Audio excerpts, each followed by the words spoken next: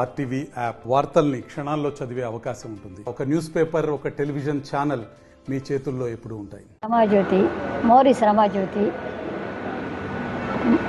మా ఆయన మోరీ సుబ్రహ్మణ్యం.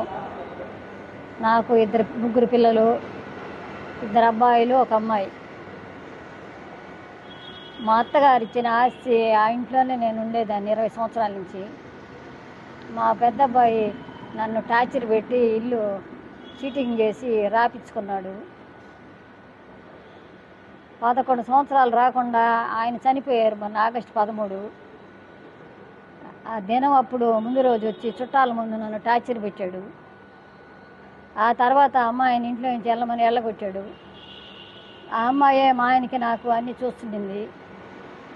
ఇప్పుడు ఆమె వెళ్ళిపోయిన తర్వాత వీళ్ళే భార్యాభర్తలు ఇంట్లో వచ్చి చేరి నన్ను ఏమి చూడటం లేదు. సిఐ గారు వాళ్ళు చూస్తారని చెప్పి పంపించాడు. లేదా పని మనిషిని పెడతా అన్నాడు. ఏదీ లేదు. నేను పోయి అడిగితే నన్ను దౌర్జన్యం చేస్తున్నాడు మా పెద్ద కొడుకు.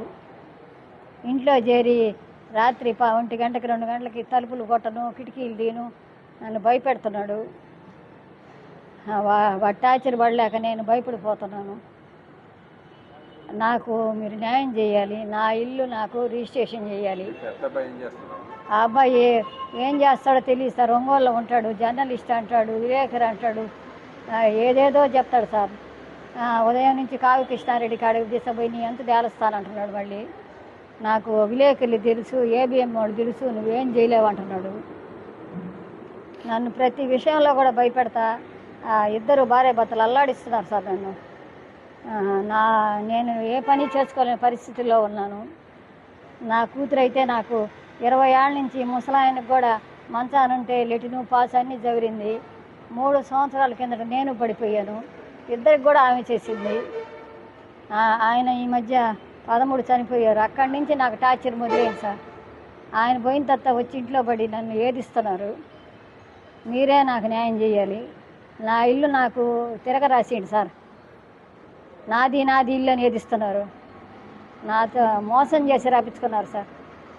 రాపించుకోవడం కూడా కొన్నట్టు రాపించుకొని నా చేత సంతకం పెట్టించుకొని నన్ను నానా రభస పట్టిస్తున్నారు. నన్ను కొడుతున్నారు సార్ వాళ్ళు. అప్పుడు కూడా కొట్టే రాపించుకున్నారు. మా మనవడు చూడలేక సంతకం పెట్టాడు సార్. మా కొడుకు ఒకడు ఎవరు జడ్జి అంట సార్ ఒంగోలు నుంచి. అతన్ని కూడా తెచ్చి అతను అన్ని రూల్స్ అడిగి నన్ను పిచ్చి పట్టిస్తున్నాడు సార్. పాయింట్లు అడుగుతా. అతనికి రాసిన ఇల్లు నీకు ఎట్ట చెందద్ది, నువ్వు బయటికి వెళ్ళి నీ కూతురు కాడికి అని నన్ను బెదిరిస్తున్నాడు సార్. అతను నువ్వెవరు అయ్యా అంటే నేను జడ్జిని అది ఇది అని చెప్తున్నాడు సార్. ఆయన నాకు ఎక్కడా న్యాయం జరగలేదు సార్. అందుకే మీ ప్రెస్ మీట్ వాళ్ళు కోరుకుంటున్నాను. మీరే నాకు న్యాయం చేసి నా ఇల్లు నాకు తిరగరాసి నన్ను ఇంట్లో ఉండేటట్టు చేసి మా అమ్మాయి నా కాలు కృత్యాలు చేసేటట్టు చేయండి సార్. నేను కనీసం పాసుకు పోలేను, లెట్రిన్ పోలేను, అన్నం తినలేను, తల దూకోలేను. మా అమ్మాయి దగ్గర నుంచి వచ్చిన తర్వాత 20 రోజుల నుంచి తల స్నానం చేయలే. ఒంటి స్నానం వాడు తోడు పెడితే 2 చెంబులు పోసుకోలేక చేతులు లేక 7 రోజుల నుంచి ఒంటికి కూడా స్నానం చేయాలి. ఇదే కొడుతూ ఉన్నాను సార్ నేను. నాకు అన్నం కలిపి పెట్టదు. అంత అన్నం పెడితే తినలేక ఈ 16 రోజులకి నా పని అయిపోయింది సార్. లేస్తే పడిపోతున్నా. అంతకుముందు కొంచెం నేను చనిపోయేదాన్ని బతికిచ్చింది సార్. సింహపురిలో వేసి నన్ను అమ్మాయి.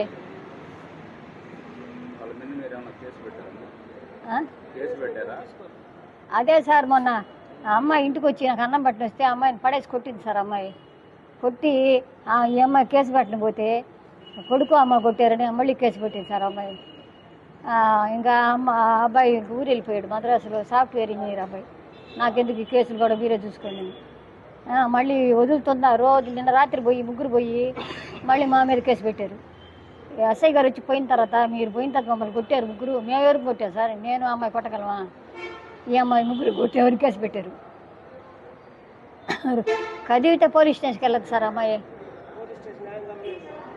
పోలీస్ స్టేషన్లో ఆయన సోమవారం ఆదివారం పోతే సోమవారం రాబాకండి, మంగళవారం రండి, నీకు తీర్మానం చేసి ఏదో ఒకటి చేస్తానన్నాడు. మంగళవారం పోతే నువ్వెందుకు వచ్చావు, మిమ్మల్ని ఎవరు రమ్మన్నారు? సిఐ చెప్పాడు. మా అబ్బాయిని పంపించి నేను బయట కూర్చోనున్నా. మిమ్మల్ని ఎవరు రమ్మన్నారు? అంటే మీరే కదా సార్ రమ్మంది మా అమ్మగారిని, ఏదో తీర్మానం చేస్తానని. అని అంటే మేము చెప్పలేదు అంటున్నాడు ఆయన. అప్పుడే మేము ఎస్పీ గారు దగ్గరికి పోయింది, ఇక్కడ న్యాయం జరిగేటట్లేదని. ఆ ఎస్ఐ గారు మీ అమ్మాయి ఇంటికి వెళ్ళి నువ్వు ఎడెందుకు నీకు అని అంటున్నాడు. నేను ఇంటికి వెళ్తాను సార్, వాళ్ళు రానియరు నన్ను, వాళ్ళ మీద కేసులు పెడుతుంటారే, వాళ్ళు ఎట్లా రానిస్తారు సార్ అన్న.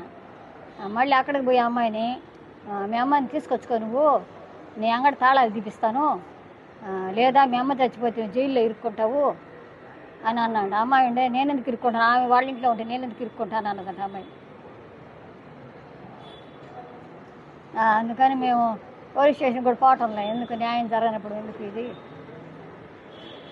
వాడే అంటున్నాడు పోలీస్ స్టేషన్కి పోయి నువ్వేం చేయలేవు నన్ను, కదిలితే పోలీస్ స్టేషన్ అడు సార్ అమ్మాయి. ఆ అబ్బాయి అసలు మనిషి కాదు సార్ అబ్బాయి.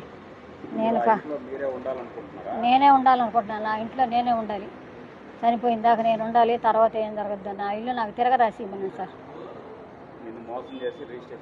రిజిస్ట్రేషన్ చేసుకున్నాడు, నన్ను టార్చర్ పెట్టి కొట్టి అన్ని చేసి చేసుకున్నాడు. అప్పుడు కూడా వీళ్ళు సంతకాలు పెట్టి వాళ్ళని అడిగితే వాళ్ళు బల్లేదని చెప్పాడు. ఈ అమ్మాయి వాడు సంతకం పెట్టద్దా, ఎవరు బల్లేదని చెప్పి ఒంగోలు నుంచి ఒక ఏసే ఎవరు రిటైర్డ్ అయ్యింది తీసుకొచ్చి మా మనవాడు చిన్నపిల్లడు అబ్బాయి చేత పెట్టించుకున్నాడు. మరిన్ని వీడియోస్ కోసం ఛానల్ ని సబ్స్క్రైబ్ చేయండి, లేటెస్ట్ అప్డేట్స్ కోసం వాట్సాప్ ఛానల్ ని ఫాలో చేయండి, అండ్ లింక్ డిస్క్రిప్షన్ లో ఉంది.